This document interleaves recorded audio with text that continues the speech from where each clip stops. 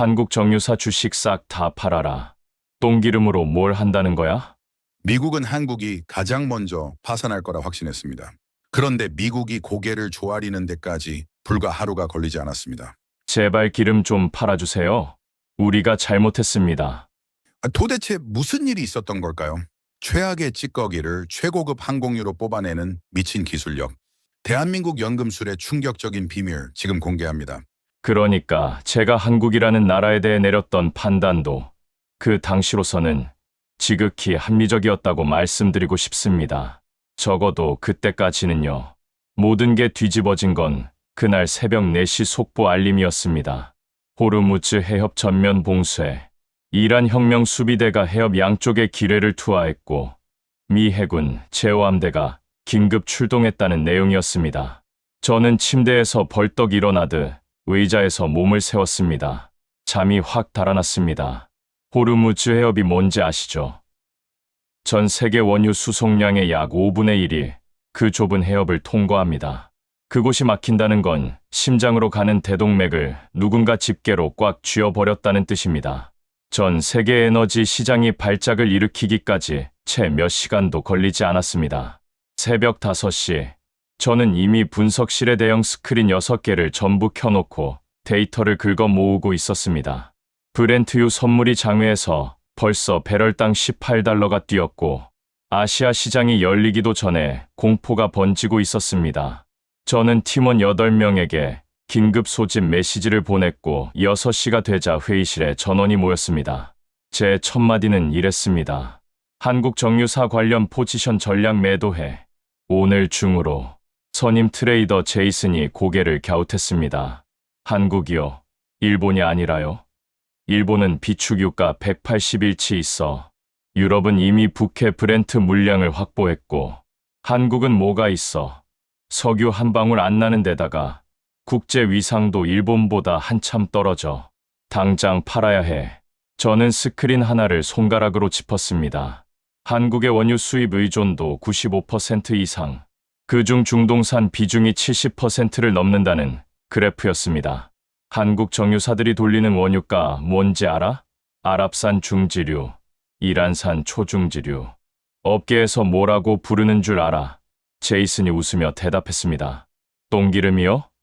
그래, 똥기름. 끈적하고 황함량 높고 우리 텍사스 정유소에서는 거들떠도 안 보는 그 기름이야. 한국은 그걸 수입해서 정제하는 나라야. 근데 그 기름이 오는 길목이 지금 막혀버린 거지. 방 안에 잠깐 침묵이 흘렀습니다. 모두가 같은 결론에 도달하고 있었습니다. 저는 화면을 전환했습니다. 위성 데이터로 잡힌 유조선 항적들이었습니다. 한국 해운사 소속 초대형 유조선 4척이 오만 해역에서 멈춰 서 있었습니다. 호르무즈를 통과하지 못한 채 바다 한가운데 떠 있는 모습이 마치 고속도로에서 연료가 떨어진 트럭 같았습니다. 저는 속으로 확신했습니다. 한국은 끝났다고. 석유 한 방울 안 나는 나라가 원유의 대부분이 통과하는 해협이 닫혀버렸으니까요. 이건 위기가 아닙니다. 선고입니다. 그날 오후 런던 사무소와 화상회의를 했습니다. 유럽 쪽 수석 분석가 소피가 화면 넘어서 보고했습니다. 유럽은 이미 노르웨이산 경지류 추가 도입 계약을 체결했고 독일은 전략 비축유 방출을 검토 중이에요. 일본도 아부다비와 별도 루트를 확보했다는 소식이 들어오고 있어요. 저는 고개를 끄덕이며 물었습니다. 한국 쪽은 소피가 어깨를 으쓱했습니다. 특별한 움직임이 없어요. 정부 성명 하나 나온 게 전부예요. 시장 안정을 위해 노력하겠다. 뭐 그런 내용이요. 회의실에서 실소가 터져 나왔습니다. 시장 안정을 위해 노력하겠다니. 집에 불이 났는데 소방서에 전화하는 대신 이웃에게 걱정 마시라고 인사하는 격이었습니다. 제이슨이 한마디 덧붙였습니다. 결국 워싱턴에 전화하겠죠. 우리한테 경지류 좀 팔아달라고. 저는 팔짱을 끼며 의자 등받이에 몸을 기대었습니다. 당연하지. 근데 우리가 왜 싸게 팔아? 지금 서부 텍사스산 중지류가 배럴당 $120를 넘어가는 판인데 한국이 구걸하러 오면 150은 불러야지. 그 말에 회의실 전체가 웃음바다가 됐습니다. 잔인한 웃음이었다는 걸 지금은 압니다. 하지만 그때 우리는 진심으로 그렇게 믿었습니다. 한국은 자원이 없는 나라고, 자원이 없는 나라는 자원을 가진 나라의 선의에 기댈 수밖에 없다고. 에너지 시장의 먹이사슬에서 한국은 늘 맨 아래에 있었고, 이번에도 다르지 않을 거라고. 저는 그날 저녁 투자 고객 300여 명에게 긴급 리포트를 발송했습니다. 제목은 이랬습니다. 호르무즈 봉쇄 시나리오 최대 피해국 분석. 결론란에 적은 문장을 아직도 기억합니다. 한국은 에너지 하청 국가의 구조적 한계를 벗어나지 못할 것이며 이번 사태에서 가장 먼저, 가장 깊이 추락할 경제로 전망한다. 제 손으로 직접 쓴 문장이었습니다. 23년 경력의 무게를 실어서요. 그런데 말입니다. 한 가지 묘한 점이 있었습니다. 그날 밤 위성 데이터를 다시 확인하던 저는 이상한 걸 발견했습니다. 오만 해역에 멈춰 있던 한국 유조선 4척. 그 배들이 움직이기 시작한 겁니다. 그런데 방향이 이상했습니다. 뒤로 돌아가는 게 아니었습니다. 호르무즈를 우회하는 것도 아니었습니다. 그 배들은 아프리카 대륙을 향해 남쪽으로 내려가고 있었습니다. 아니, 정확히 말하면 서아프리카 해안선을 따라 내려가는 항로였습니다. 저는 고개를 갸웃했습니다. 서아프리카라니. 거기서 나오는 원유는 경지류가 대부분인데 한국 정유소는 중동산 중지류에 최적화되어 있습니다. 디젤 엔진 차에 휘발유를 넣으려는 것과 같았습니다. 저는 웃으며 모니터를 껐습니다. 한국 사람들, 당황해서 아무데나 배를 보내고 있구나. 공포에 질린 나머지 말이 안 되는 행동을 하는 거라고 생각했습니다. 그게 제 첫 번째 실수였습니다. 봉쇄 사흘째 되던 날이었습니다. 이란 혁명 수비대 해군 사령관이 알자지라 방송에 출연해서 한마디를 던졌습니다. 전 세계 에너지 시장이 그 한마디에 얼어붙었습니다. 호르무즈 해협을 통과하고 싶은 선박은 원유 적재량 기준 배럴당 1달러의 통행료를 지불하라. 배럴당 1달러. 푼돈 같지만 유조선 한 척이 200만 배럴을 싣습니다. 하루에 수십 척이 통과하니까 이란은 매일 수천만 달러를 뜯어가겠다는 겁니다. 자기네 영해도 아닌 국제해협에서요. 황당했습니다. 아니, 황당하다는 말로는 부족했습니다. 이건 현대판 해적질이었습니다. 그런데 더 황당한 건 그 다음이었습니다. 미국이 못 막은 겁니다. 저는 그 사실을 받아들이는데 꼬박 이틀이 걸렸습니다. 세계 최강 해군력을 자랑하는 미합 중국이 페르시아만에 항공모함 전단까지 배치해놓고 이란의 고작 통행료 협박 하나를 제압하지 못했습니다. 이유가 뭐냐고요? 연료 때문이었습니다. 미 국방부 브리핑 자료에 따르면 제호함대 소속 항공모함 에이브러햄 링컨호의 함재기 연료 보급에 차질이 생겼습니다. 항공모함은 원자력이지만 전투기들은 항공유를 먹습니다. 그 항공유를 실어오는 보급선이 호르무즈에 막혀 오지 못한 겁니다. 항공모함은 떠 있었습니다. 전투기도 갑판 위에 줄지어 서 있었습니다. 그런데 날지 못했습니다. 세계 최강의 주먹이 있는데 팔을 들어 올릴 힘이 없는 꼴이었습니다. 한번 생각해 보십시오.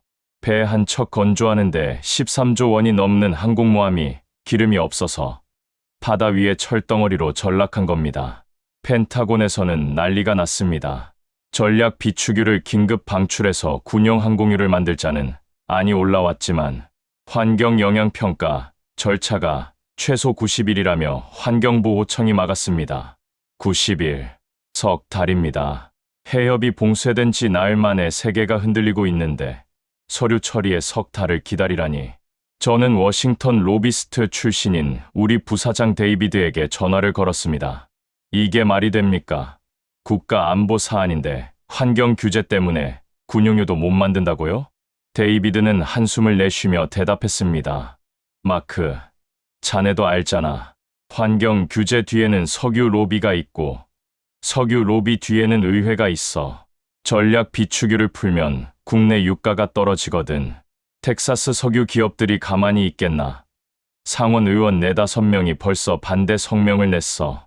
저는 전화기를 내려놓고 한참을 멍하니 앉아 있었습니다. 이게 우리의 현실이었습니다. 세계 최강국이라는 미국이 적을 막을 능력이 아니라 자기 자신을 묶어둔 규제와 이권의 그물에 걸려서 꼼짝을 못하고 있었습니다. 그 와중에 일본 쪽 소식이 들어왔는데 이건 더 기가 막혔습니다. 도쿄 사무소의 연락 담당이 보내온 보고서를 읽는데 저도 모르게 이 말을 짚었습니다. 일본 최대 해운사 세고시 호르무즈 우회 항로를 검토했는데 결론이 뭐였는지 아십니까? 매뉴얼에 해당 항로 운항 규정이 없어서 선박 투입이 불가하다는 거였습니다. 매뉴얼에 없다고요? 나라의 에너지 수급이 끊어지려는 판의 매뉴얼 타령이라니. 모든 관계자가 자기 책임이 아니라는 서류를 만드느라 바빴고 그 사이 기름은 한 방울도 움직이지 않았습니다. 유럽도 마찬가지였습니다. 런던의 소피가 화상회의에서 얼굴이 벌겋게 달아올라 보고했습니다.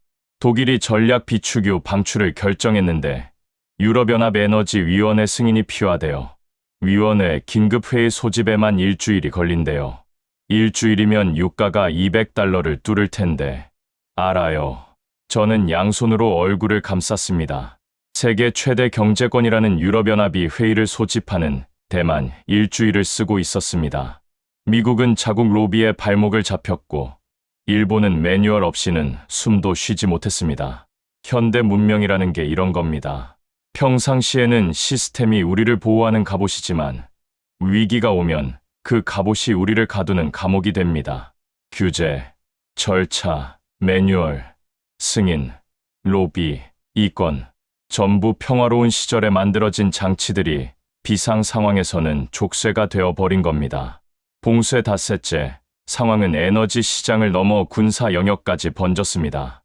나토 동맹국 전투기들의 출격률이 30% 이하로 떨어졌다는 보도가 나왔습니다. 무기가 있어도 기름이 없으면 고철입니다. 수조 달러를 들여 만든 첨단 무기 체계가 원유 한 방울 앞에서 무릎을 꿇었습니다. 저는 그날 밤 사무실에 혼자 남아서 모니터를 들여다보았습니다. 글로벌 에너지 흐름을 실시간으로 보여주는 대시보드였습니다.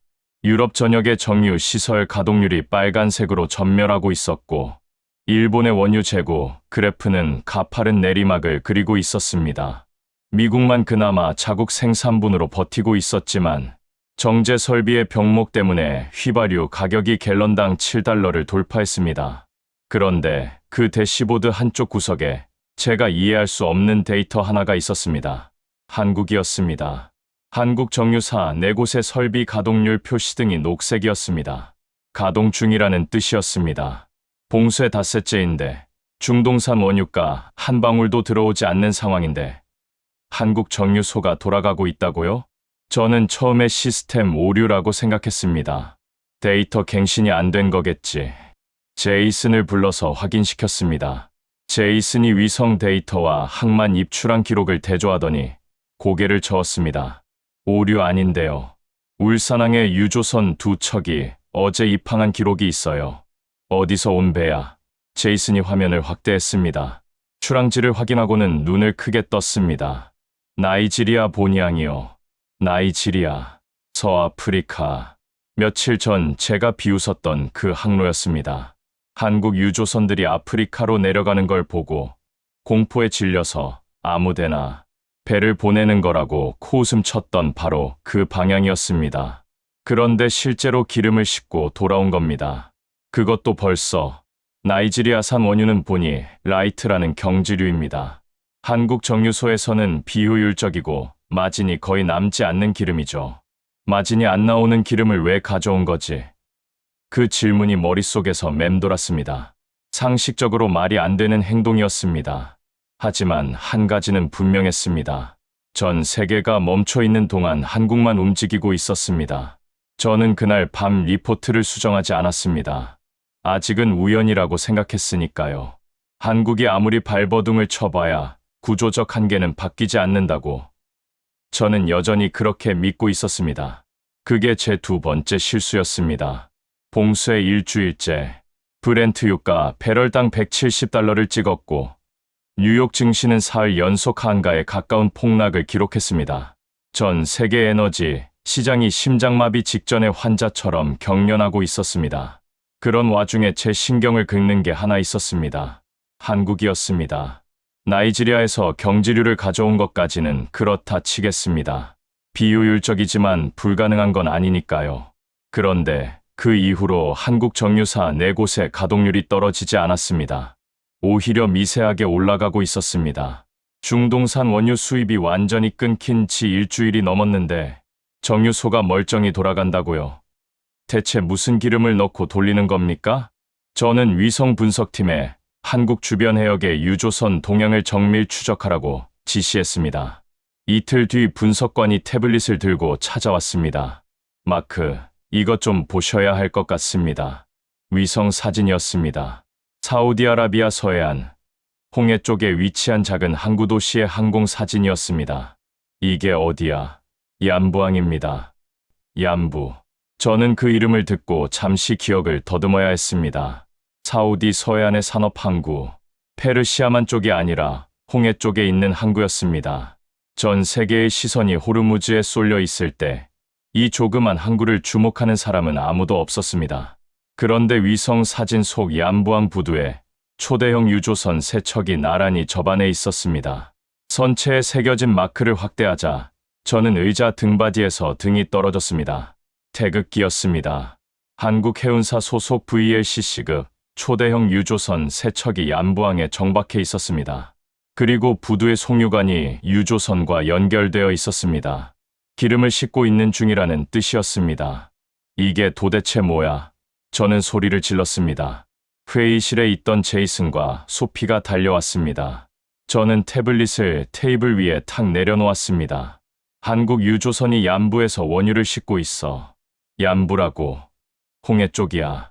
제이슨이 고개를 갸웃했습니다. 잠깐만요. 얌부에서 원유를 선적하려면 소피가 끼어들었습니다. 이스트 웨스트 파이프라인. 사우디 동부에서 서부 얌부항까지 약 1200기터를 관통하는 송유관이에요. 호르무즈를 거치지 않고 홍해로 직접 원유를 빼낼 수 있는 우회 루트죠. 저는 그 말을 듣고도 즉시 이해가 되지 않았습니다. 그 파이프라인의 존재 자체는 알고 있었습니다. 하지만 평소에는 거의 사용되지 않는 노후 시설이었고 용량도 제한적이어서 업계에서는 사실상 잊혀진 인프라였습니다. 그걸 한국이 어떻게 쓰고 있다는 겁니까? 답은 그날 저녁에 왔습니다. 데이비드 부사장이 워싱턴 인맥을 통해 입수한 정보였습니다. 전화기 너머 그의 목소리가 묘하게 떨렸습니다. 마크, 사우디 왕실이 한국의 얌부항을 열어준 건 공식 외교 채널이 아니야. 그럼 뭔데요? 1970년대 한국 건설 노동자들이 사우디에 갔던 거 기억나?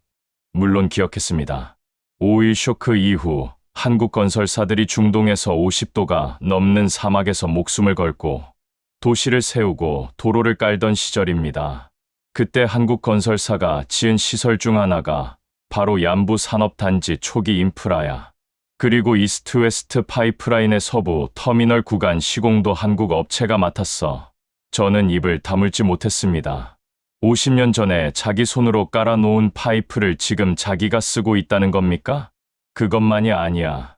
사우디 왕실 핵심 인사 중 한 명이 그 시절 얌부 프로젝트를 감독했던 왕자의 손자래. 그 집안에서 한국 건설사 사장과 개인적 친분을 유지해왔고 이번에 한국에너지부 장관이 직접 전화를 걸었을 때 수문의 시간 만에 얌부항 사용을 승인해줬다는 거야. 여러분, 이게 무슨 뜻인지 아시겠습니까? 미국은 사우디와 수십 년간 무기를 팔고 사며 동맹을 맺어왔습니다. 수천억 달러의 방산 계약, 왕실 경호 지원, 외교적 보증까지 해줬습니다. 그런데 호르무즈가 막혔을 때 사우디가 뒷문을 열어준 건 미국이 아니었습니다.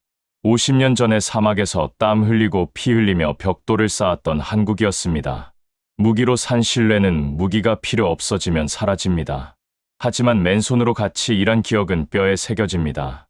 한국인들이 사우디, 사막에서 흘린 땀이 50년이 지나 송유관을 타고 다시 한국으로 흘러 들어가고 있었습니다.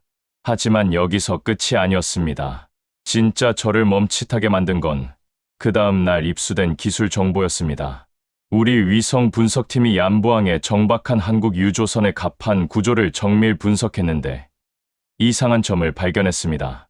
유조선 내부 격벽에 통상적인 산업용 환기 시스템 대신 정체불명의 장치가 부착되어 있었습니다.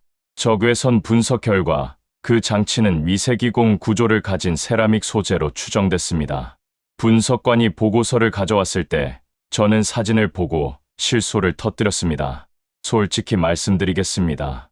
그 장치의 외형은 제가 한국 출장 때 본 적 있는 어떤 물건과 닮아 있었습니다. 옹기 항아리였습니다. 고추장이나 된장을 담그는 그 투박한 항아리 말입니다. 이게 뭐야? 김치 담그는 항아리를 유조선에 붙여놓은 거야. 제이슨도 웃었습니다. 다들 웃었습니다. 서구권 에너지 기업들이 수억 달러를 들여 개발한 나노 필터 시스템을 쓰는 판에 한국이 도자기 기술을 유조선에 접목시켰다니 원시적이라는 표현이 예의 바른 수준이었습니다.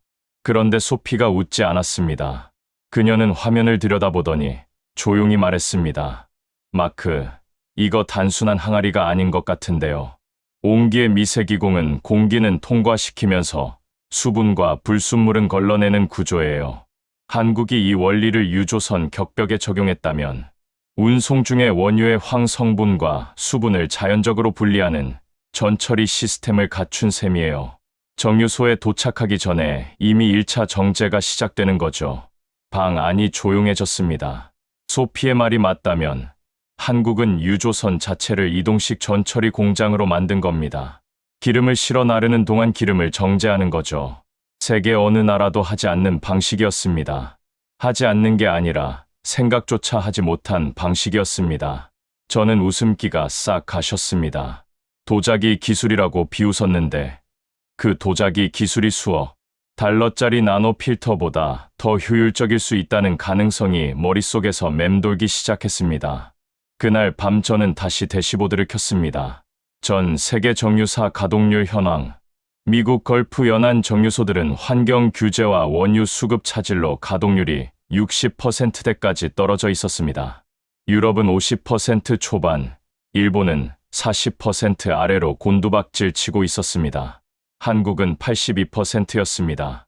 서아프리카에서 경지류를 끌어오고 사우디 뒷문으로 중지류를 들여오고 유조선 안에서 미리 기름을 걸러내면서 정유소에 도착하는 순간 바로 본격 정제에 들어가는 이 모든 게 하나의 설계처럼 맞물려 돌아가고 있었습니다.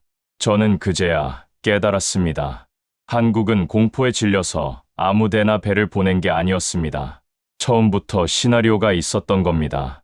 호르무즈가 막히면 어디서 기름을 가져올 것인지, 어떤 루트로 운송할 것인지, 운송 중에 어떻게 효율을 높일 것인지 전부 계산되어 있었습니다.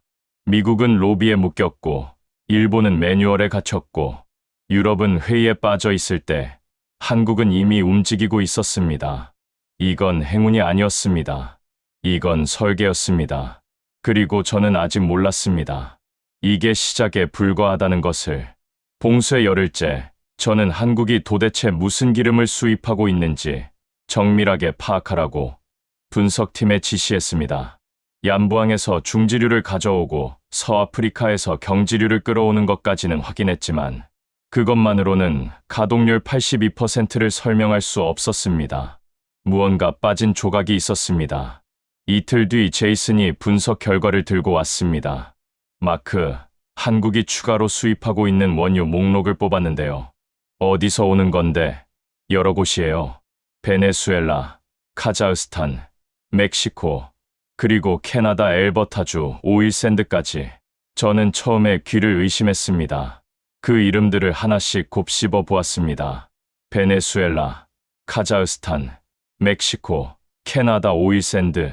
여러분, 이 나라들의 원유가 어떤 물건인지 아십니까? 원유 등급을 매기는 API 비중이라는 기준이 있습니다. 숫자가 높을수록 좋은 기름이고 미국 텍사스산이 40, 북해 브렌트가 38 정도 됩니다. 그런데 제이슨이 나열한 원유들은 이런 겁니다. 베네수엘라산 마레이 블렌드, API 비중 16, 캐나다 오일샌드에서 나오는 역청, API 비중 8.8입니다. 이건 기름이라기보다 아스팔트에 가깝습니다. 상온에서 흐르지도 않아서 가열하지 않으면 파이프 안에서 굳어버리는 물건입니다. 업계에서 이런 기름을 뭐라고 부르는지 아십니까? 똥기름 중에서도 최악의 똥기름. 미국 정유사들은 이 기름을 거들떠보지 않습니다. 정제 비용이 너무 높아서 처리할수록 적자가 나기 때문입니다. 유럽은 환경 규제 때문에 아예 수입 자체를 금지한 곳도 있습니다. 그러니까 전 세계 정유 업계가 외면하는, 아무도 사지 않는, 그래서 값이 바닥을 기는 쓰레기 기름인 겁니다. 한국이 그걸 사들이고 있었습니다. 그것도 대량으로. 저는 웃음이 터졌습니다. 진심으로 웃었습니다. 미쳤군. 한국이 완전히 미쳤어. 제이슨도 따라 웃었습니다. 역청을 수입해서 뭘 하겠다는 건지 모르겠어요. 울산 정유소 배관에 넣는 순간 굳어서 설비가 마비될 텐데. 저는 고개를 끄덕이며 리포트를 수정했습니다. 한국 정유 산업, 절망적 도박 시작, 비축유 소진 시 붕괴 가속화 전망. 그렇게 적었습니다. 자원 빈국이 공포에 질려서 아무 기름이나 긁어 모으고 있다고 판단한 겁니다. 다른 해석의 여지가 없어 보였습니다. 며칠이 지났을 때였습니다. 소피가 회의실 문을 벌컥 열고 들어왔습니다. 평소에 침착하기로 유명한 그녀의 손이 떨리고 있었습니다. 마크, 이거 봐요. 지금 당장. 그녀가 노트북을 펼쳤습니다. 화면에는 국제항공유 현물시장 데이터가 떠 있었습니다. 저는 숫자를 읽다가 눈을 비볐습니다. 다시 읽었습니다. 세 번째 읽고 나서 의자에서 천천히 일어났습니다. 한국발 항공유 수출량이 봉쇄 전 대비 3배로 뛰어 있었습니다. 항공유입니다. 제트 전투기와 여객기에 들어가는 최고급 정제유. 황합량이 극도로 낮아야 하고 순도, 기준이 군사 등급으로 까다로운 물건입니다. 한국이 그걸 쏟아내고 있었습니다. 세계에서 가장 더러운 기름을 사들여서 세계에서 가장 깨끗한 기름을 만들어내고 있었습니다. 저는 테이블을 짚고 서서 한참을 아무 말도 하지 못했습니다. 이게 말이 됩니까? API 비중 8짜리 역청에서 군사 등급 항공유를 뽑아낸다고요? 이건 화학이 아니라 연금술입니다. 납에서 금을 만들어낸 거나 다름없습니다. 어떻게 이게 가능해? 소피가 대답했습니다. 한국 정유사들이 보유한 고도화 설비 때문이에요. 감압잔 사유분해 시설, 수소 첨가 탈황 장치, 유동층 접촉 분해기. 이런 설비들이 세계에서 가장 높은 밀도로 울산과 여수, 서산에 집중되어 있어요. 단일 정유 단지 기준으로 울산은 세계 최대 규모고요. 그건 나도 알아. 하지만 설비가 있다고 역청을 항공유로 바꿀 수 있는 건 아니잖아. 맞아요. 설비만으로는 안 돼요. 문제는 운영 기술이에요. 같은 장비를 줘도 공정 파라미터를 어떻게 세팅하느냐에 따라 결과물이 완전히 달라지거든요. 한국 엔지니어들은 수십 년간 중지류만 다뤄왔어요. 세계에서 가장 까다로운 기름을 가장 오래 처리해 본 경험이 축적된 거죠. 그때 저는 한 가지 사실을 떠올렸습니다. 미국 텍사스 정유사들이 왜 중지류를 기피하는지를. 기술이 없어서가 아닙니다. 경지류가 넘쳐나니까 굳이 어려운 길을 갈 이유가 없었던 겁니다. 쉬운 기름이 많으니까 어려운 기름을 다루는 기술을 발전시킬 동기가 없었습니다. 한국은 달랐습니다. 자원이 없었기 때문에 선택지가 없었습니다. 싸고 나쁜 기름에서 좋은 제품을 뽑아내야 했고 수십 년 동안 매일 그 일을 반복한 겁니다. 약점이 기술이 된 거였습니다. 며칠 뒤 데이비드 부사장이 흥미로운 자료를 하나 건네줬습니다. 한국 울산정유 단지의 수석 기술자가 업계 학회에서 발표한 논문 요약이었습니다. 이름은 최영수, 직함은 울산 제1정유소 기술소장. 논문 제목을 보는데 심장이 한 박자 멈추는 느낌이었습니다. 초중질 고도화 공정 최적화를 통한 군사 등급 항공유 생산 가능성 연구. 이 사람이었습니다. 이 논문이 3년 전에 발표됐더군요. 3년 전에 이미 이런 시나리오를 준비하고 있었다는 뜻입니다. 데이비드가 추가로 확보한 인터뷰 녹취록에는 최영수 소장의 이런 발언이 담겨 있었습니다. 우리 아버지 세대는 1970년에 1인당 소득 $200로 경부고속도로를 깔았습니다. 아스팔트를 살 돈이 없어서 삽과 곡괭이로 산을 깎았고 포장할 자재가 부족해서 군용 장비까지 빌렸었죠. 사람들은 미쳤다고 했습니다. 그 길이 지금 대한민국 산업의 대동맥입니다. 울산까지 원유를 실어 나르는 송유관도, 여수까지 석유 제품을 보내는 파이프라인도, 전부 그 고속도로를 따라 깔렸습니다. 맨손으로 닦은 길 위에 산업의 혈관을 올린 겁니다. 그때도 안 된다고 했고 지금도 안 된다고 합니다. 우리는 안 된다는 말을 들으며 자란 사람들입니다. 그래서 방법을 압니다. 저는 그 녹취록을 3번 읽었습니다. 그리고 뒤통수를 맞은 것 같은 깨달음이 왔습니다. 한국의 정유 기술은 어느 날 갑자기 하늘에서 뚝 떨어진 게 아니었습니다. 50년 전 사막에서 삽으로 땅을 팠던 노동자들, 맨손으로 고속도로를 닦았던 사람들, 소득 200달러의 나라에서 불가능을 가능으로 바꿔왔던 세대의 유산이 지금 울산 정유소의 배관 속을 흐르고 있었습니다. 미국은 풍요 속에서 기술을 잃었습니다. 좋은 기름이 넘쳐나니까 나쁜 기름을 다룰 줄 모르게 된 겁니다. 일본은 매뉴얼 안에서만 움직이다 보니 매뉴얼 밖의 상황에서 얼어붙었습니다. 유럽은 규제를 쌓는 데만 열중하다 규제 자체가 무기력의 벽이 됐습니다. 한국은 없는 것 투성이었기 때문에 있는 것을 극한까지 쥐어짰습니다. 그리고 그 극한의 경험이 세계 누구도 복제할 수 없는 기술로 굳어진 겁니다. 봉쇄 21일째, 국제 에너지 시장의 판세가 눈에 보이게 바뀌기 시작했습니다. 한국산 항공유 가격이 글로벌 벤치마크가 되어가고 있었습니다. 유럽 각국 항공사들이 한국산 항공유를 확보하려고 줄을 섰고 나토 군수 담당자들이 한국 정유사에 직접 연락을 취하고 있다는 소식이 들어왔습니다. 세계 최강의 전투기들이 한국이 만든 기름을 넣어야 날 수 있는 상황이 된 겁니다. 저는 사무실 창문 앞에 서서 휴스턴의 야경을 내려다보았습니다. 저 아래 도로를 달리는 석유 수송 트럭들, 정유소의 불빛, 이 도시를 세운 검은 황금의 제구. 우리는 늘 석유를 가진 자가 세계를 지배한다고 믿어왔습니다. 그런데 지금 석유를 한 방울도 갖지 못한 나라가 석유를 지배하고 있었습니다. 가진 게 없는 자가 가진 자를 이기는 경기. 저는 그런 경기를 본 적이 없었습니다. 아니, 있을 수 없다고 배워왔습니다. 시장은 자원을 가진 자의 편이라고. 그게 자본주의의 법칙이라고. 한국은 그 법칙을 뒤집어 버렸습니다. 그것도 남들이 버린 쓰레기로요. 봉쇄 한 달째 되던 날, 저는 생애 처음으로 미 국방부의 긴급 화상, 브리핑에 민간 자문위원 자격으로 참석했습니다. 펜타곤 에너지 안보국장이 직접 요청한 것이었습니다. 화면에는 군복 차림의 장성 4명과 국무부 차관, 그리고 저를 포함한 민간 에너지 전문가 3명이 얼굴을 맞대고 있었습니다. 분위기가 장례식장 같았습니다.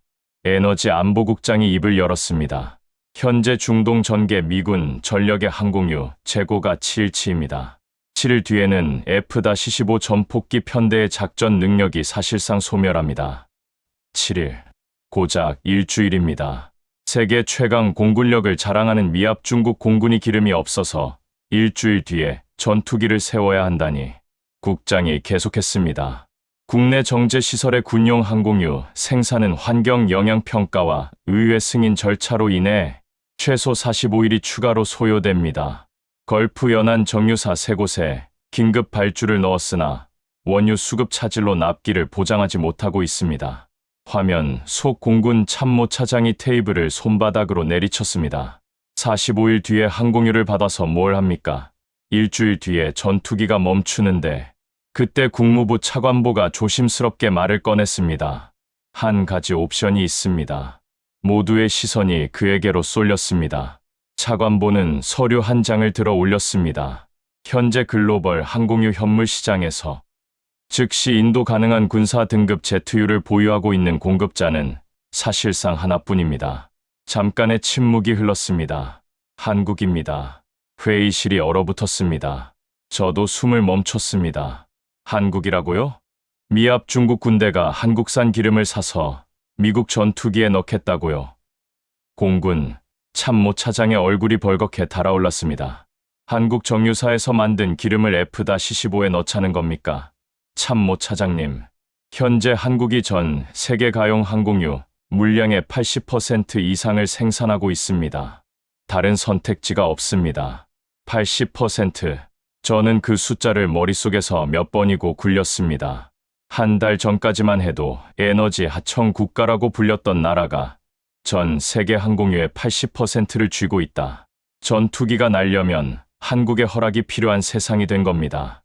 이건 에너지 시장의 변동이 아니었습니다.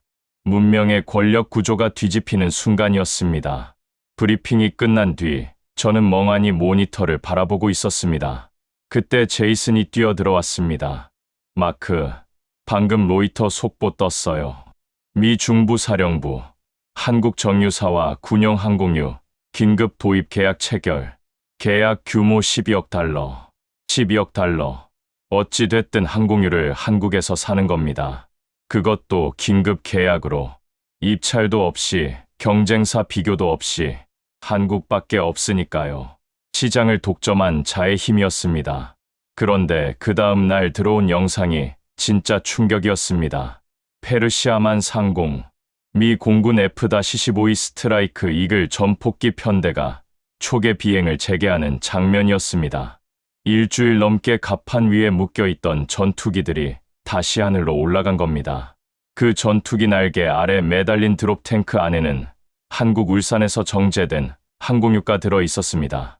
베네수엘라 마라카이보 호수 밑에서 퍼올린 API 비중 16짜리 초중지류가. 한국 엔지니어들의 손을 거쳐 세계 최고 순도의 제트유로 탈바꿈한 뒤 태평양을 건너고 인도양을 지나 미군 전투기의 엔진 속에서 불타고 있었습니다. 여러분, 한번 생각해 보십시오. 미국이 수조 달러를 들여 만든 최첨단 전투기가 하늘에 뜨려면 한국이 쓰레기통에서 주워온 기름을 연금술로 바꿔줘야 한다는 겁니다. 이게 현실이 됐습니다. 저는 그날 밤잠을 이루지 못하고 서재에 앉아 있었습니다. 그러다 한 통의 이메일을 받았습니다. 발신자는 소피였고 독일 베를린 자유대학교 에너지 경제학과의 한 논평을 전달한 것이었습니다. 베를린 자유대학교의 클라우스 교수, 유럽 에너지 정책의 이론적 토대를 놓은 석학이었습니다. 그가 며칠 전 도이체벨레 방송 인터뷰에서 한국의 정유 투자를 비판했습니다. 한국의 고도화 설비 투자는 장기적 자본 효율성 관점에서 이해할 수 없는 과잉 지출입니다. 수익률이 낮은 중지류 정제에 수조 원을 쏟아붓는 것은 합리적 투자가 아니라 감정적 집착입니다. 그 인터뷰가 나간 지 나흘 뒤 클라우스 교수가 같은 방송에 다시 출연했습니다. 소피가 보내준 건 이 두 번째 출연 영상의 녹취록이었습니다. 저는 읽다가 손이 멈췄습니다. 클라우스 교수의 목소리가 떨리고 있었습니다. 며칠 전 이 방송에서 한국의 정유 산업을 비판했습니다. 과잉 투자라고 했습니다.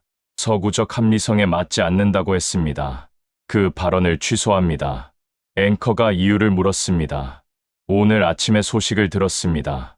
아프리카 동부 가뭄 지역의 UN 9호 물자를 수송하는 화물기가 연료 부족으로 이틀째 이륙하지 못하고 있었는데 한국 정유사가 제공한 항공유로 오늘 새벽에 출발했다고 합니다. 클라우스 교수가 안경을 벗었습니다. 녹취록에는 약 5초간 침묵이라고 표기되어 있었습니다. 30년간 에너지 시장을 연구하면서 저는 늘 효율성과 수익률의 언어로 세상을 설명해 왔습니다. 그 틀 안에서 한국의 행동은 비합리적이었습니다. 돈이 안 되는 기름을 왜 정제하는가? 남들이 안 하는 투자를 왜 하는가? 그런데 지금 전 세계 전투기가 한국 기름으로 날고 9호 물자 수송기가 한국 기름으로 뜨는 현실 앞에서 제 30년의 이론이 무력해졌습니다. 그는 마지막에 이렇게 말했습니다. 한국인들은 손해보는 줄 알면서도 투자하는 것이 아닙니다. 그들은 우리가 보지 못하는 시간축 위에서 투자하는 겁니다. 우리가 분기 실적을 볼 때 그들은 50년 뒤를 보고 있었던 겁니다. 저는 30년간 잘못된 렌즈로 세상을 봐왔습니다. 분기 실적, 주주 가치 극대화, 단기 수익률, 미국 월스트리트가 신봉하는 복음이었습니다. 저 역시 그 복음 아래에서 23년을 살아온 사람이었습니다. 매 분기 숫자가 올라야 하고 당장 이익이 나지 않는 투자는 비효율이며 시장은 언제나 합리적이라고. 한국은 그 복음 바깥에 있었습니다. 1970년대에 사막에서 삽질한 것이 50년 뒤 송유관이 되고 수익률 낮은 고도화 설비에 수조 원을 묻은 것이 국가 생존의 방패가 되고 맨손으로 닦은 고속도로가 산업의 혈관이 되었습니다. 한 세대가 다음 세대를 위해 손해를 감수하는 투자, 서구 경제학 교과서에는 없는 챕터였습니다. 봉쇄 41일째의 글로벌 에너지 지도는 이렇게 변해 있었습니다. 미국 걸프 연안 정유소 가동률 52%, 유럽 평균 43%, 일본 38%, 한국 91%, 한국산 항공유 글로벌 점유율 83%, 나토 군수 계약, UN 95 항공 연료 공급 협약, 아태 민간 항공사 계약 17건, 우리 모두가 같은 방향을 바라보고 있었습니다. 태평양 건너 한반도 남동쪽 끝, 울산이라는 도시를, 그곳에서 세계의 엔진이 돌아가고 있었습니다. 봉쇄 45일째, 세계가 궁금해하기 시작했습니다. 한국은 어떻게 이걸 해낸 것인가? 우회 항로, 비밀 루트, 초중질 정제 기술, 유조선 전처리 시스템, 이 모든 것이 즉흥적으로 만들어질 수 있는 것들이 아니었습니다. 분명히 준비가 있었을 겁니다. 그런데 언제부터, 어떻게, 그 답을 들은 건 CNBC 방송을 통해서였습니다. 최영수 소장이 외신 인터뷰에 처음으로 응했습니다. 울산 정유 단지 중앙 제어실을 배경으로 작업복 차림, 그대로 카메라 앞에 섰습니다. CNBC 앵커가 물었습니다. 전 세계가 묻고 싶어하는 질문이었습니다. 미스터 최, 어떻게 이런 완벽한 대비가 가능했습니까? 호르무즈 봉쇄를 미리 예측한 겁니까? 최영수 소장은 잠시 생각하더니 담담하게 대답했습니다. 예측한 게 아닙니다. 우리는 내일 전쟁이 나도 이상하지 않은 나라에서 살고 있습니다. 휴전선에서 서울까지 직선거리가 40m입니다. 제가 태어나기 전부터 이 나라는 최악의 시나리오를 상정하고 대비책을 짜왔습니다.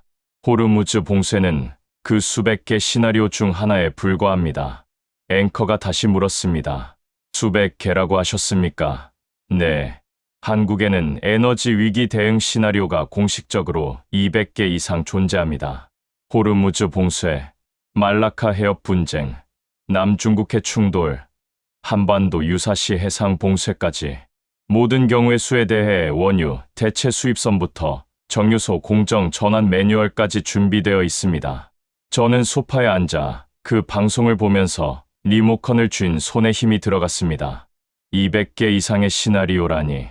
우리 엠브리지 글로벌이 보유한 에너지 위기 대응 프로토콜이 12개였습니다. 세계 최대 에너지 기업이 12개를 가지고 있을 때 자원이 한 방울도 없는 나라가 200개를 준비해 놓고 있었다는 겁니다. 그 방송이 나간 직후 전 세계 미디어가 한국의 에너지 위기 대응 시스템을 파헤치기 시작했습니다. 그리고 쏟아져 나온 정보들은 저 같은 업계 전문가조차 처음 접하는 것들이었습니다. 1973년 제1차 오일 쇼크, 1978년 제2차 오일 쇼크, 공장이 멈추고 난방유가 끊기고 국민들이 연탄을 구하러 새벽부터 줄을 섰습니다. 석유 한 방울 나지 않는 나라에서 석유가 끊기는 공포를 한국은 온 국민이 몸으로 체험한 겁니다. 그 트라우마가 시스템을 만들었습니다. 소피가 정리해준 자료에 따르면 한국은 오일 쇼크 직후부터 국가 에너지 비상 대응 체계를 구축하기 시작했습니다. 단순히 비축유를 쌓아놓는 수준이 아니었습니다.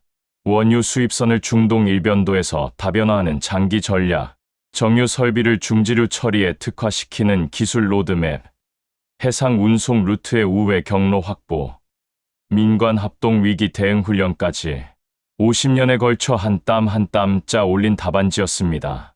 저는 그제야 이해했습니다. 한국이 왜 수익률이 낮은 고도화 설비에 천문학적 돈을 쏟아부었는지. 클라우스 교수가 비합리적 과잉 투자라고 비판했던 그 결정이 왜 내려졌는지. 그건 투자 수익률의 문제가 아니었습니다. 생존의 문제였습니다. 내일 기름이 끊기면 나라가 멈추는 공포를 겪어 본 사람들이 다시는 그 공포를 겪지 않겠다고 이를 악물고 만든 보험이었습니다. 봉쇄 50일째, 텍사스주 휴스턴, 휘발유 가격이 갤런당 12달러를 찍었습니다. 주유소마다 줄이 3블록씩 이어졌고 경찰이 배치되어야 했습니다. 루이지애나주에서는 한 주유소에서 주유 순서를 두고 총격 사건이 발생했습니다. 캘리포니아에서는 트럭 운전사들이 고속도로를 점거했고 제 출근길 교차로에서는 주유소 진입로를 놓고 몸싸움이 벌어지고 있었습니다. 이게 미국이었습니다. 세계 최대 산유국, 세계 최강의 군사력, 그런 나라의 수도와 대도시에서 기름 한 방울을 놓고 시민들이 서로의 멱살을 잡고 있었습니다. 그날 저녁 저는 퇴근 후 습관적으로 뉴스를 돌리다가 화면 앞에서 멈춰 섰습니다. 한국 서울의 거리 풍경이 중계되고 있었습니다. BBC 서울 특파원이 보내온 리포트였습니다. 서울 강남의 한 주유소. 차량 두세 대가 평소처럼 주유를 하고 있었습니다. 줄이 없었습니다. BBC 특파원의 멘트가 흘러나왔습니다. 지금 보시는 것은 호르무즈 봉쇄 50일째의 서울 풍경입니다. 에너지 배급제가 시행되고 있지 않습니다. 주유소는 정상 영업 중이며 가격 상승 폭도 미국이나 유럽의 10분의 1 수준입니다. 한국 정부는 비축유 방출과 대체 원유 확보를 통해 국내 에너지 수급을 안정적으로 유지하고 있다고 밝혔습니다. 저는 텔레비전 앞에 선 채로 한동안 움직이지 못했습니다. 미국에서는 기름을 놓고 총을 쏘는데 한국에서는 아무 일도 없다는 듯이 일상이 돌아가고 있었습니다. 여러분, 이 장면이 뭘 의미하는지 아시겠습니까? 자원이 넘치는 나라가 혼란에 빠지고 자원이 한 톨도 없는 나라가 평온을 유지하고 있었습니다. 상식에 정반대였습니다. 교과서를 찢어버려야 할 판이었습니다. 다음 날 출근해서 회의실에 들어갔을 때 데이비드 부사장이 이미 와 있었습니다. 그의 앞에는 한국 정부가 발간한 에너지 비상대응 백서 영문판이 펼쳐져 있었습니다. 마크, 이거 읽어봤어? 아직.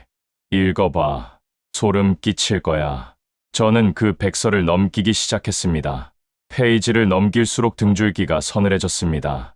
위기 단계별 원유 도입선 전환 매뉴얼이 1단계에서 5단계까지 세분화되어 있었고 어떤 산유국에서 어떤 등급의 원유를 얼마만큼 대체 수입할 것인지가 수량과 항로까지 적혀 있었습니다.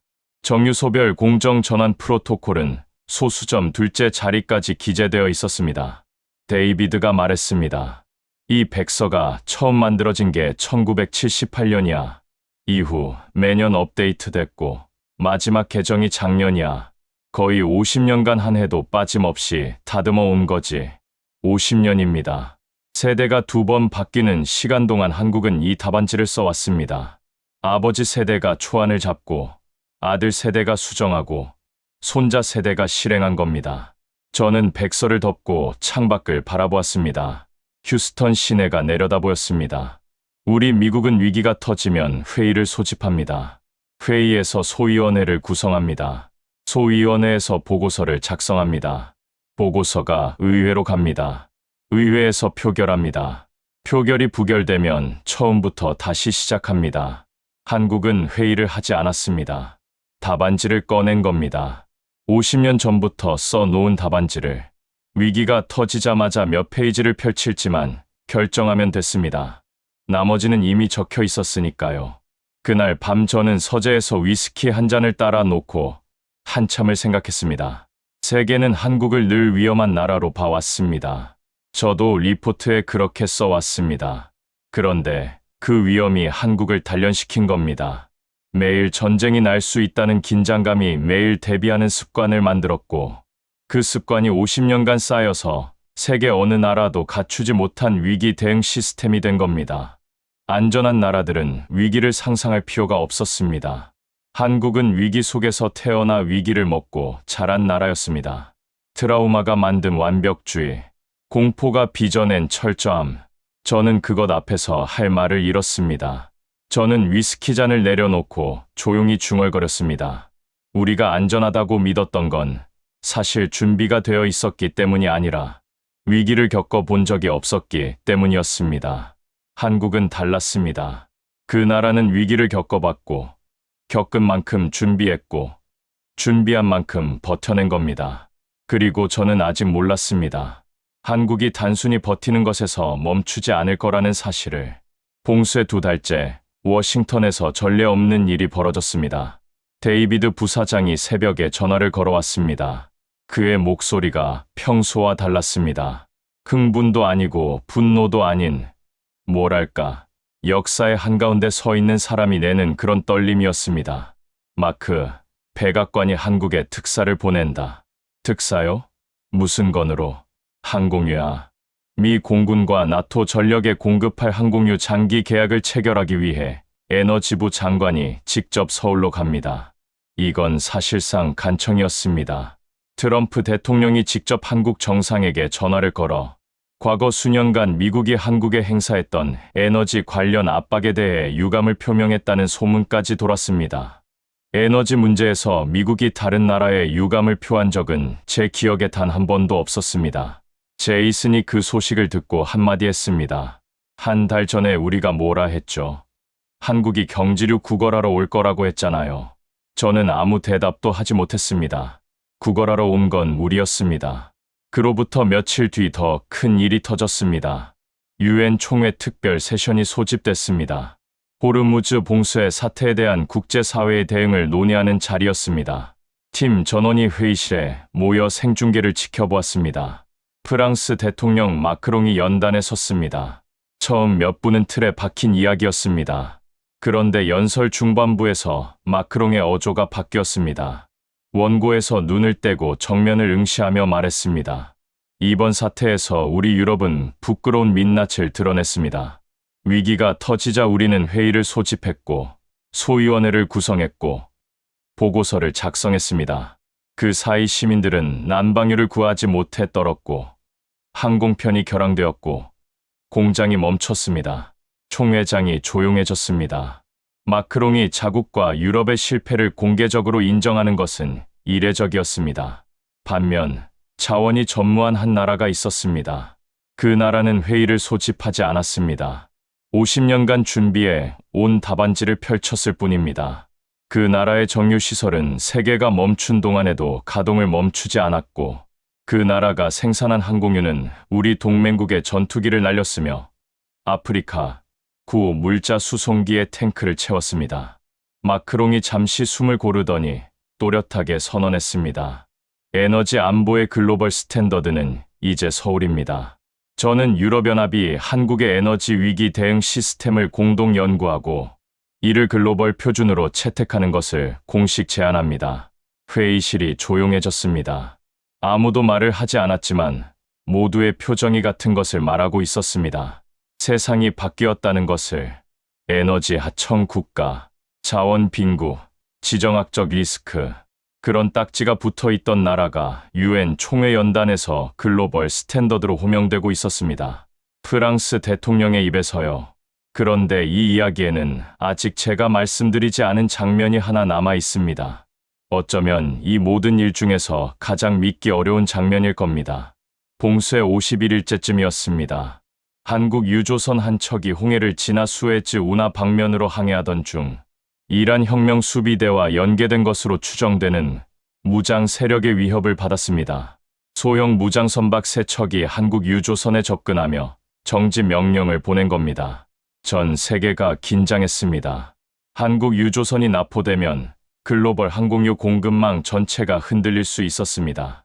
미 해군이 호위함을 보내려 했지만 해당 해역까지 도달하는데 최소 20의 시간이 걸렸습니다. 그런데 20의 시간이 필요 없었습니다.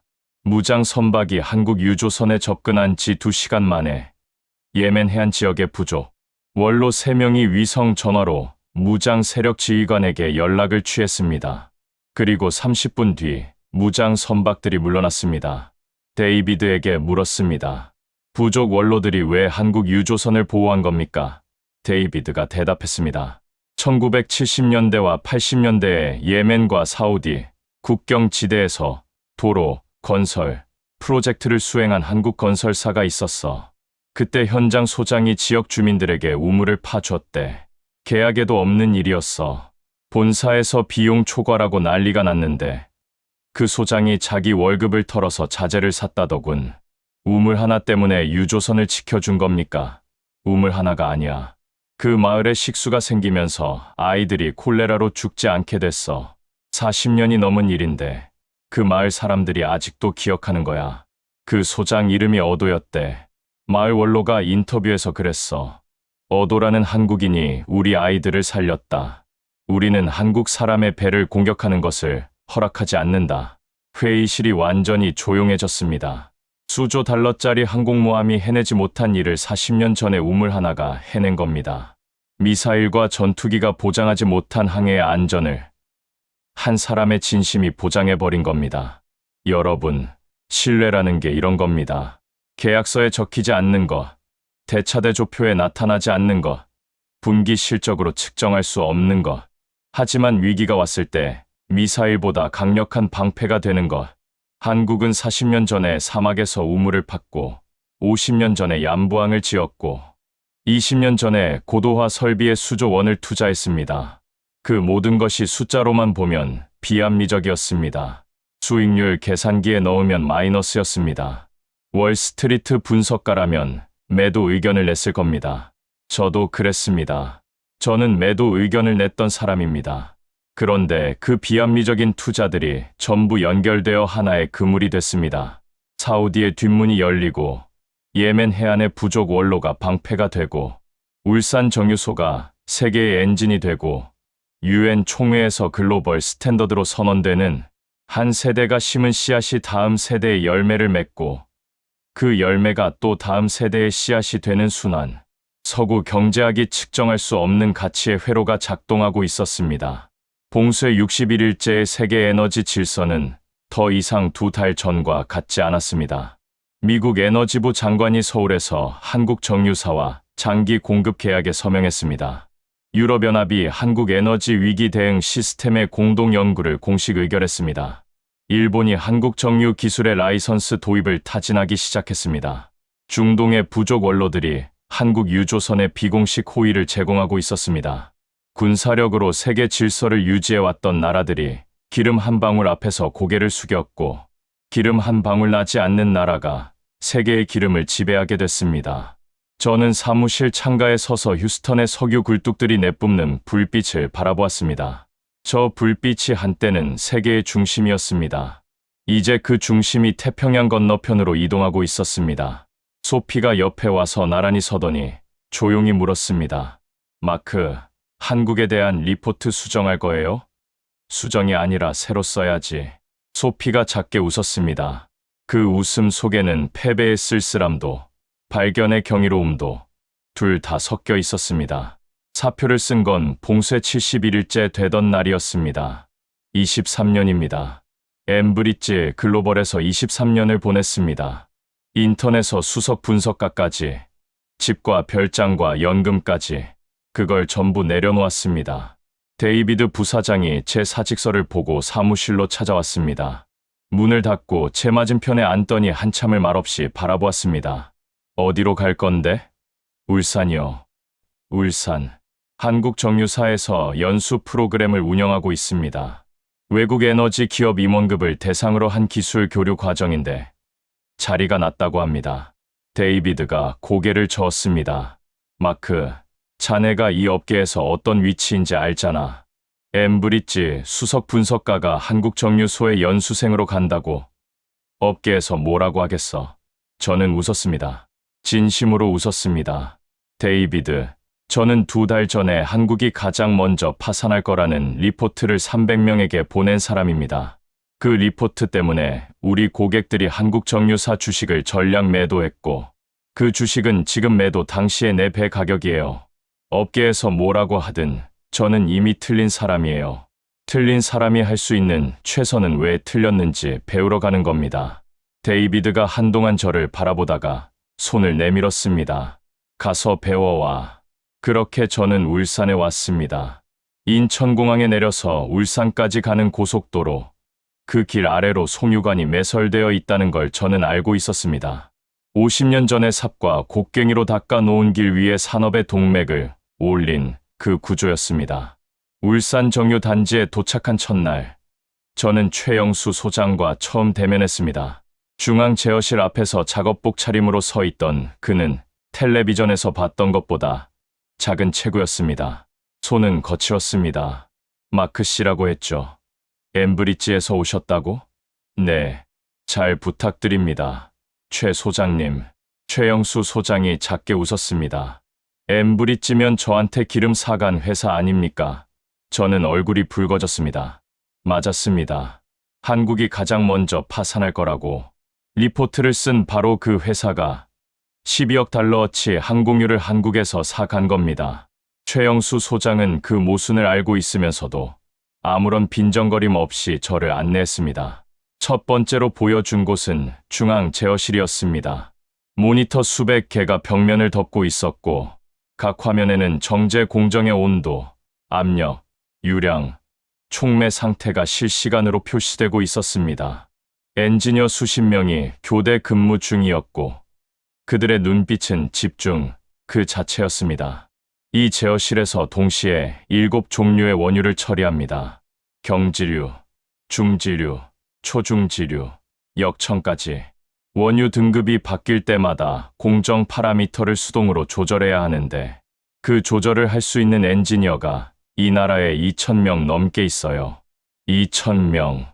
미국 전체에서 초중질 공정 전환을 수행할 수 있는 숙련. 엔지니어가 300명도 안 된다는 걸 저는 알고 있었습니다. 연수 3일째, 저는 유조선 격벽에 장착된 그 장치를 직접 볼 수 있었습니다. 위성 사진으로만 보고 고추장 항아리라며 비웃었던 바로 그 세라믹 환기 시스템이었습니다. 최영수 소장이 격벽 앞에서 설명했습니다. 온기의 원리를 아시나요? 대략은 압니다. 미세기공이 공기는 통과시키고 수분은 걸러내는 구조라고. 맞아요. 근데 핵심은 그게 아닙니다. 온기의 기공은 선택적으로 작동해요. 필요한 건 통과시키고 불필요한 건 막습니다. 숨을 쉬면서도 상하지 않는 이유가 그겁니다. 우리는 이 원리를 원유 운송에 적용했어요. 운송 중의 황화수소와 수분은 기공을 통해 자연 배출되고 탄화수소 성분은 그대로 보존됩니다. 저는 그 투박한 세라믹 표면에 손을 대보았습니다. 거칠었습니다. 나노 필터의 매끈한 표면과는 정반대였습니다. 소장님, 이게 한국 정유 산업의 핵심 철학인 겁니까? 최영수 소장이 잠시 생각하더니 대답했습니다. 철학이라고 하면 거창하죠. 우리는 그냥 골라내는 겁니다. 쓰레기 같은 기름 속에서 쓸만한 걸 골라내고 위기 속에서 기회를 골라내고 없는 것 속에서 있는 걸 골라내는 거예요. 온기가 공기와 불순물을 골라내듯이요. 이 나라가 50년간 해온 일이 결국 그겁니다. 선택적 정제, 선택적 정제. 저는 그 단어를 머릿속에 새겼습니다. 그리고 깨달았습니다. 이게 온기 항아리만의 이야기가 아니라는 걸. 한국이라는 나라 자체가 하나의 거대한 온기였습니다. 바깥에서 들어오는 거친 것들, 위기와 위협과 자원의 부재, 그런 것들을 전부 받아들이되 내부에서 걸러내는 겁니다. 나쁜 기름에서 좋은 기름을 뽑아내고 전쟁의 공포 속에서 대비의 지혜를 걸러내는 반도체, 조선, 자동차, 배터리, 디스플레이, 전부 같은 구조였습니다. 원재료는 밖에서 가져오되 정제 과정에서 세계 누구도 따라올 수 없는 부가가치를 만들어내는 것. 저는 그날 밤 숙소에서 보고서를 쓰기 시작했습니다. 엠브리지를 위한 보고서가 아니었습니다. 제 자신을 위한 보고서였습니다. 제목은 이렇게 적었습니다. 선택적 정제 한국 산업을 관통하는 보이지 않는 원리. 그로부터 한 달이 지났습니다. 호르무즈 해협은 여전히 완전 개방되지 않았습니다. 이란과 국제사회의 협상이 진행 중이었고 부분적 통행이 재개됐지만 불안정한 상태가 이어지고 있었습니다. 그런데 세계 경제는 숨을 쉬고 있었습니다. 한국이 만들어낸 에너지 공급 체계가 해협 봉쇄의 충격을 흡수하고 있었기 때문입니다. 업계에서는 이 체계를 부르는 이름이 생겼습니다. 에너지 아이언돔. 이스라엘의 미사일 방어 시스템처럼 한국의 에너지 시스템이 글로벌 공급망에 날아드는 위기를 요격하고 있다는 뜻이었습니다. 다변화된 원유 수입선, 초중질 정제 기술, 유조선 전처리 시스템, 50년간 다듬어 온 위기 대응 매뉴얼, 중동 현지의 인적, 신뢰 네트워크. 이 모든 것이 겹겹이 쌓인 방어막이 되어 세계 에너지 시장을 떠받치고 있었습니다. 한국의 에너지 아이언돔은 첨단 레이더나 요격 미사일이 아니었습니다. 그 방어막의 구성 요소는 이런 것들이었습니다. 사막에서 팠던 우물, 삽으로 닦았던 고속도로, 고추장 항아리에서 빌려온 기공 원리, 40년 전에 이름 모를 현장 소장이 자기 월급을 털어 산 우물 자재, 그리고 매일 새벽 교대 근무에 들어가는 2,000명의 엔지니어들, 화려하지 않았습니다. 첨단 기술의 겉모습도 아니었습니다. 땀과 시간과 진심으로 쌓아 올린 투박하지만 무너지지 않는 방어막이었습니다. 연수 마지막 날, 최영수 소장과 울산 정유 단지 옥상에서 나란히 서서 공장 전경을 내려다보았습니다. 해가 지고 있었고 정유소의 불빛이 하나둘 켜지면서 마치 도시 하나가 깨어나는 것 같았습니다. 최 소장님, 한 가지만 여쭤봐도 될까요? 네. 이 모든 게 플랜 B였던 겁니까? 호르무즈가 막히면 가동할 백업 계획. 최영수 소장이 고개를 저었습니다. 플랜 B가 아닙니다. 그럼 뭡니까? 그냥 일상이에요. 우리한테는 플랜 A가 따로 없습니다. 항상 최악을 가정하고 거기서부터 시작하니까요. 다른 나라들은 평화가 기본값이고 위기가 예외잖아요. 우리는 반대예요. 위기가 기본값이고 평화가 보너스인 겁니다. 그러니까 항상 준비가 되어 있는 거예요. 위기가 기본값이고 평화가 보너스. 저는 그 문장을 듣고 한참을 서 있었습니다. 바람이 불었고 정유소의 굴뚝에서 올라오는 열기가 얼굴을 스쳤습니다. 저는 23년간 에너지 시장을 분석해왔습니다. 수천 장의 리포트를 썼고 수백 번의 브리핑을 했습니다. 하지만 이 나라를 제대로 이해하는 데에는 2달이 걸렸습니다. 아니, 2달이 아니라 제 관점 전체를 뒤집는 데 걸린 시간이었습니다. 이제 저는 압니다. 한국은 자원 빈국이 아닙니다.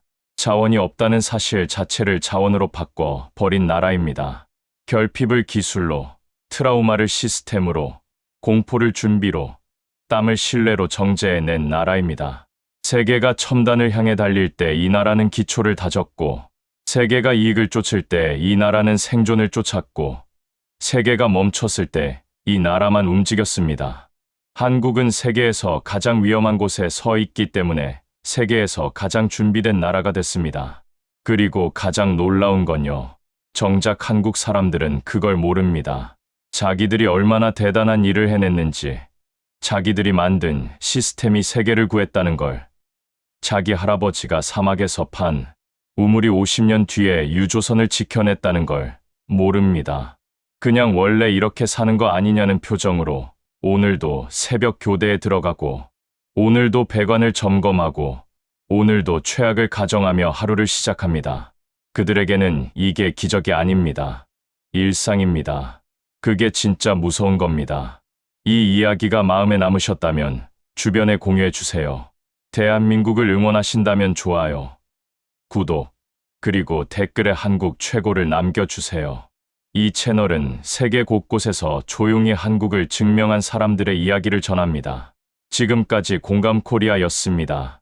감사합니다.